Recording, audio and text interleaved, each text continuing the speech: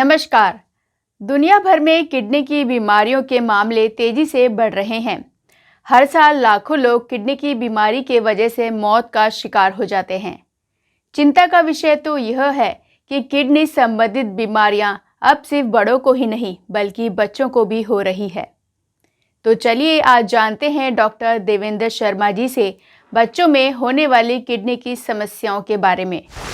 Congenital urological problem क्या है? प्राय ये देखा गया है कि जब अपन नॉर्मल अल्ट्रासाउंड जब बेबी की वेलबींग के लिए अपन करवाते हैं तो उस समय ये पकड़ में आता है कि गुर्दे में कोई सूजन है। उसको लेकर माता पिताओं को कई बार बहुत चिंता हो जाती है और उसके लिए वो कई जगह जाते हैं और समझ नहीं आता किसको दिखाएं किसको नहीं दिखाएं। इसे कंजेनाइटल हाइड्रोनेफ्रोसिस कहते हैं। ये यूजुअली यूनिलेटरल या कई बार बायलेटरल भी होता है। यूनिलेटरल का मतलब एक तरफ, बायलेटरल का मतलब दोनों तरफ। उसके अकॉर्डिंगली इनको आगे के ट्रीटमेंट डिसाइड करते हैं। ऐसी परिस्थिति जब मिलती है, यदि बहुत ज़्यादा सूजन नहीं है तो घबराने की कोई बात नहीं है। इसके लिए हमेशा एक यूरोलॉजिस्ट से संपर्क किया जाना चाहिए, जो आप अपने गायनेकोलॉजिस्ट से डिस्कस करके, जो कि आपके बच्चे की देखभाल कर रही हैं, उनसे डिस्कस करके यूरोलॉजिस्ट का परामर्श जब बच्चा पेट में हो तभी लिया जा सकता है। 99% प्रॉब्लम्स को बच्चा डिलीवर होने के बाद ही ट्रीट करना शुरू करते हैं। 1% पेशेंट्स में, जिसको पोस्टीरियर वाल्व कहते हैं, यदि बहुत सीवियर होता है, उसकी वजह से दोनों गुर्दों में सीवियर सूजन है और उसकी वजह से बच्चे के चारों तरफ पानी की कमी आ रही है, तो उस केस में अबॉर्शन के लिए भी सलाह दी जा सकती है। कॉन्जेनाइटल हाइड्रोनेफ्रोसिस क्या होता है? कंजेनिटल हाइड्रोनेफ्रोसिस को पैदा होने के बाद इवेल्युएट करने में सोनोग्राफी फिर से रिपीट करके देखते हैं। सोनोग्राफी में यदि सूजन बनी हुई रहती है या बढ़ रही होती है तो उस केस में रीनल स्कैन करवा के देखते हैं कि कोई रुकावट तो नहीं है। पेल्विक यूरेट्रिक जंक्शन क्या है? जैसा कि नाम से पता चलता है, पेल्विक यूरेट्रिक जंक्शन ऑब्स्ट्रक्शन मतलब रुकावट है। वहां पे जहां भी कहीं रुकावट होती है यूरिनरी सिस्टम में, उसको ऑपरेट करवा कर ही ठीक किया जाना चाहिए। कई बार बच्चों को ये बोला जाता है या माता पिताओं को ये बोला जाता है कि अभी बच्चे की उम्र छोटी है और इसको ऑपरेट बाद में किया जाना चाहिए। मेरी ये सब लोगों को सलाह है कि ऐसे नहीं है। कभी भी रुकावट होती है तो उसको जितना जल्दी अपन ठीक करेंगे, जितना समय रहता है अपन ठीक करेंगे, उतना ही अपन किडनी को बचा के रख सकते हैं। चाहे वो कंजेनाइटल प्यूज ऑब्स्ट्रक्शन हो या यूवीजे या यूरेट्रोवेसिकल जंक्शन ऑब्स्ट्रक्शन, जहां भी ऑब्स्ट्रक्शन बढ़ रहा है उसको ऑपरेट करवा के ठीक करना चाहिए। दूसरी प्रॉब्लम होती है रिफ्लक्स, वेसाइको यूरेटिक रिफ्लक्स, कि जब बच्चा पेशाब करता है तो नॉर्मली क्या होता है कि जब पेशाब की थैली में 3 ट्यूब्स जुड़ती हैं, दोनों यूरेटर जुड़ते हैं, एक पेशाब का रास्ता। तो जो पेशाब करता है बच्चा तो दोनों यूरेटर के वेल्व बंद हो जाते हैं और पेशाब आगे की तरफ निकलता है। कई बार कंजेनाइटल एक प्रॉब्लम होती है जिसमें वेल्व खराब होते हैं, उसको रिफ्लक्स डिजीज बोलते हैं। वो बचपन से ही होती है और उसकी वजह से नॉर्मली क्या सिम्टम्स होते हैं, तो वो पेशाब का इन्फेक्शन होना, बार बार इन्फेक्शन का होना, बच्चे का दूध नहीं पीना और बच्चे की ग्रोथ का नहीं होना, ये कॉमन सिम्टम्स होते हैं, जिससे अपने को पता चलता है कि ये इन्फेक्शन होकर बच्चे की ग्रोथ को अफेक्ट कर रहे हैं। एक जांच होती है MCU, मिक्चुरेटिंग सिस्टोलिथोग्राम। यदि वो जांच अपन करवाते हैं तो उसमें रिफ्लक्स पता चल जाता है। रिफ्लक्स के कई ग्रेड्स होते हैं, ग्रेड 1 से लेके 5 तक। ग्रेड 4-5 को ऑपरेट किया जा सकता है और ग्रेड 1 to 3 को दवाइयों के माध्यम से ट्रीट कर सकते हैं, या मिनिमल इन्वेजिव टेक्निक्स होती है जैसे डिफ्लक्स इंजेक्शन लगाते हैं और उससे ठीक किया जा सकता है। हाइपोस्पीडियाज किसको बोलते हैं? हाइपोस्पीडियास बोलते हैं पेशाब की जो नॉर्मल ओपनिंग होती है, नॉर्मल टिप पे होती है पेनिस के, उसकी जगह वो कहीं एबनॉर्मल साइट पे होती है, उससे प्रॉक्सिमल कहीं भी, उसको कंजेनाइटल हाइपोस्पीडियास कहते हैं। हाइपोस्पीडियाज का क्या इलाज है?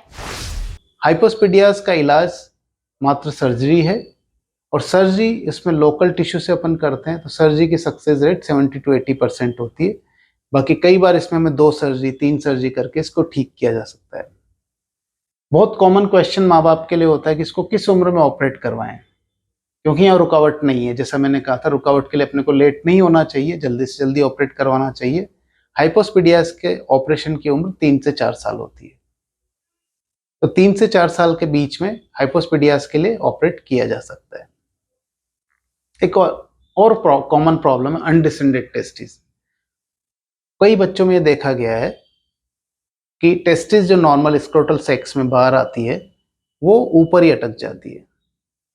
ये भी बहुत कॉमन प्रॉब्लम होती है, लेकिन अपने को अवेयरनेस नहीं होती है, ध्यान नहीं दिया जाता है, तो कई बार इस प्रकार के बच्चे काफ़ी लेट स्टेज में आते हैं और हम उसके लिए काफ़ी मदद नहीं कर पाते हैं।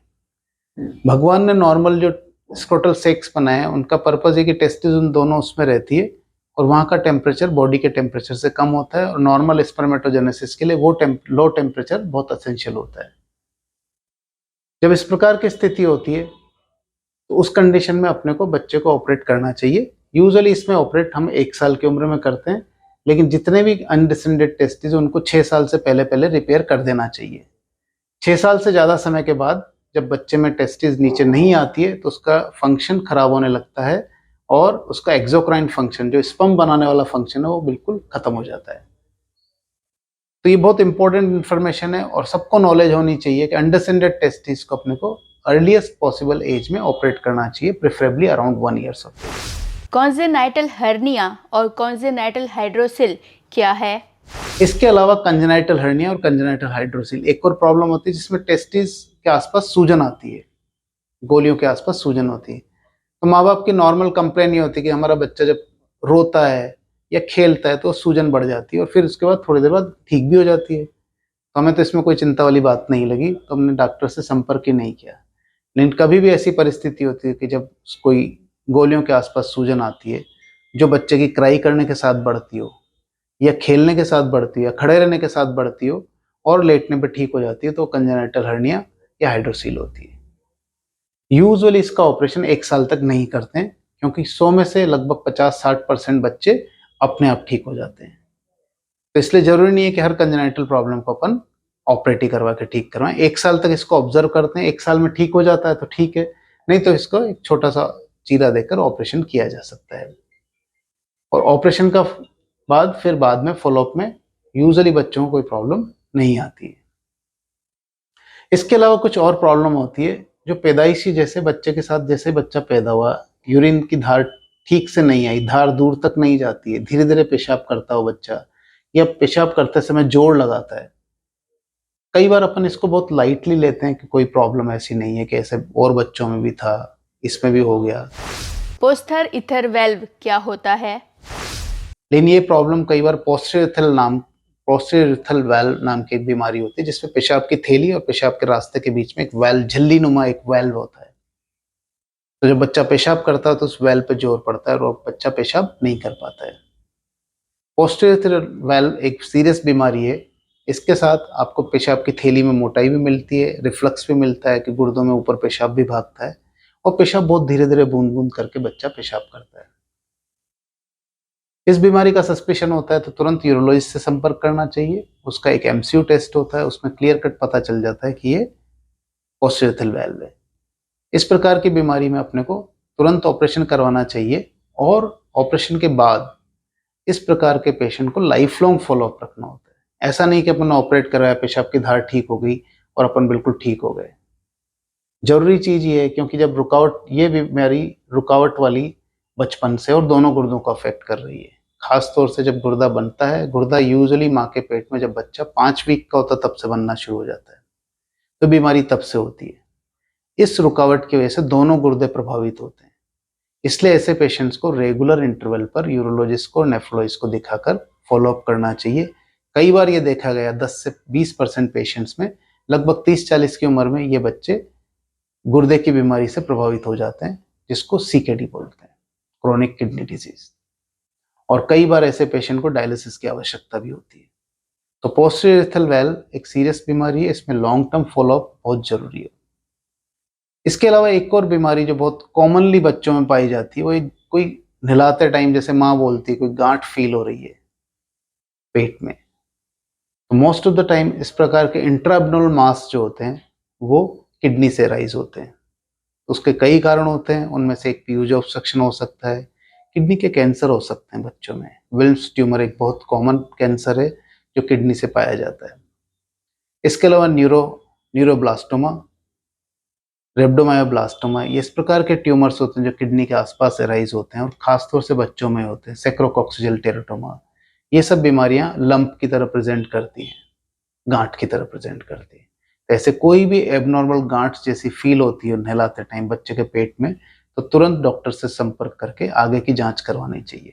तो आज आप लोगों ने डॉक्टर देवेंद्र शर्मा जी से बच्चों में होने वाली किडनी की समस्याओं के बारे में जाना। ऐसी और जानकारियों को देखने के लिए हमारे चैनल को सब्सक्राइब करें, जिससे आप आने वाली बीमारियों से सतर्क रहें और साथ ही लाइक, शेयर, कमेंट करना ना भूलें। तो चलिए मिलते हैं अगले शुक्रवार एक नए स्वास्थ्यम के साथ। तब तक के लिए दीपिका को दीजिए इजाज़त।